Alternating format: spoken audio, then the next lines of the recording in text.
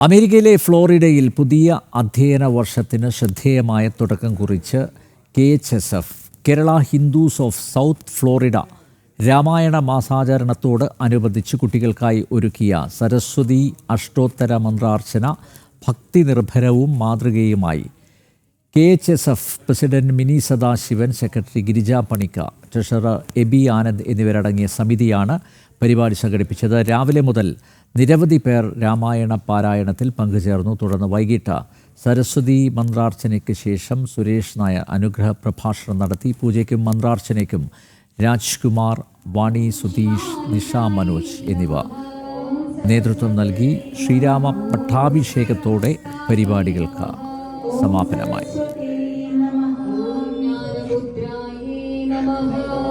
सरस्वती नमः।